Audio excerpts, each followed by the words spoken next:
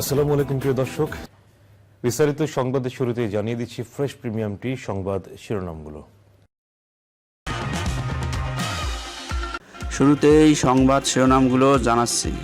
সাবেক প্রধানমন্ত্রী শেখ হাসিনার বিচার টেলিভিশনে সরাসরি সম্প্রচার করা হবে। প্রথমে কোটা সংস্কার আন্দোলন ও পরে বৈষম্য বিরোধী আন্দোলন ঘিরে জুলাই মাসে সংগঠিত গণহত্যায় সাবেক প্রধানমন্ত্রী শেখ হাসিনার বিচার টেলিভিশনে সরাসরি সম্প্রচার করা হবে। সোমবার 9 সেপ্টেম্বর উচ্চ পর্যায়ে এক বৈঠকে এ সিদ্ধান্ত নেওয়া হয়েছে বলে জানিয়েছেন আন্তর্জাতিক অপরাধ ট্রাইব্যুনালের চিফ প্রসিকিউটর তাজুল ইসলাম। তিনি বলেন, বিচার স্বচ্ছতার জন্য সব করবে সরকার।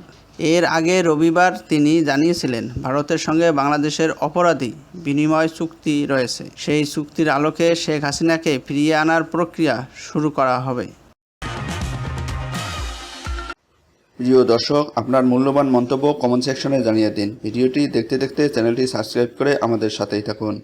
এ সময় সাংবাদিকদের প্রশ্নের জবাবে তিনি বলেন, গণহত্যার অভিযোগে দায়ের করা অধিকাংশ মামলার প্রধান আসামি শেখ হাসিনাকে দেশে ফিরিয়ে এনে ট্রাইব্যুনালে বিচারের মুখোমুখি করা হবে।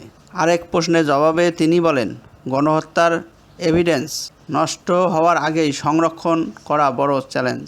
দেশবাসীর কাছে আহ্বান জানাচ্ছি, আলামত নষ্ট হওয়ার আগেই যার কাছে গণহত্যা নির্যাতনের যে এভিডেন্স আছে, আপনারা ট্রাইব্যুনালের প্রসিকিউশনের কাছে বা তদন্ত সংস্থার কাছে জমা দিন। তিনি বলেন, তদন্তকালে আসামিদের গ্রেপ্তারের আবেদন করবে প্রসিকিউটর টিম।